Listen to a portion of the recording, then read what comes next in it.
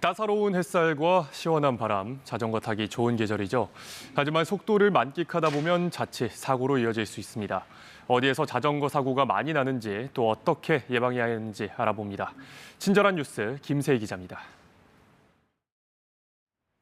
맑고 따뜻한 날씨가 이어지는 봄엔 자전거를 타는 사람들도 많아집니다. 관련 사고도 함께 증가하는데요.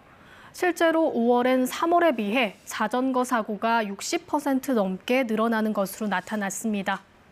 사고는 어디서 가장 많이 일어날까요? 2021년과 2022년 자전거 관련 사망 사고의 10건 가운데 6건 정도가 교차로와 그 주변에서 발생했습니다. 신호를 무시한 채 건널목을 가로지르는 자전거가 승용차와 충돌합니다. 우회전하다 멈춘 차량으로 자전거가 달려와 부딪혀 넘어집니다.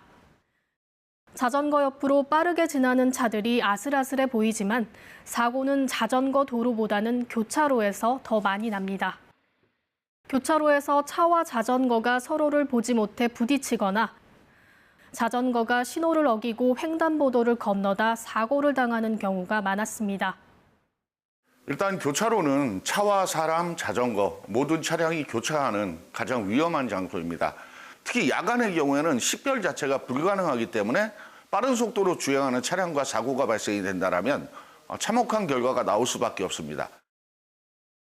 자전거 이용자들은 자전거 도로나 보도에서 차도나 횡단보도로 도로가 바뀌는 곳이라면 속도를 줄여야 합니다. 횡단보도에선 반드시 자전거에서 내려 끌고 가는 습관을 들여야 하고 상대적으로 안전에 취약한 만큼 교통신호를 잘 지키고 안전모를 쓰는 등 자신의 안전을 스스로 챙겨야 합니다. 사고 예방을 위해선 특히 과속도 주의해야 하는데요.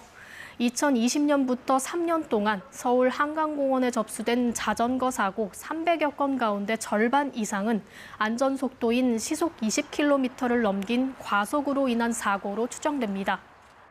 직접 한강공원을 달리는 자전거들의 속도를 측정해봤습니다. 이곳은 보행자와 자전거 겸용 도로인데 자전거는 시속 20km 이하의 속도를 유지하도록 권고하고 있습니다. 하지만 이를 지키지 않는 경우도 많았습니다. 빠른 속도로 운행을 하다가 전방에 돌발 상황이 발생했을 경우 급정지를 하는 순간 여차하면은 운전자가 튕겨나갈 수 있는 환경까지 갈 수가 있습니다. 그럴 경우에는 상당히 좀 많이 다칠 수가 있기 때문에 본인의 안전을 생각해서라도 좀 최대한 속도는 한 10에서 15km 정도. 기본적인 안전 수칙만 지켜도 사고는 충분히 예방할 수 있습니다. 자전거 이용자는 늘 주변을 살펴 방어 운전하고 자동차 운전자 역시 교차로나 자전거 도로 부근에선 속도를 줄여 서로 배려하는 운전 습관을 가져야겠습니다. KBS 뉴스 김세희입니다.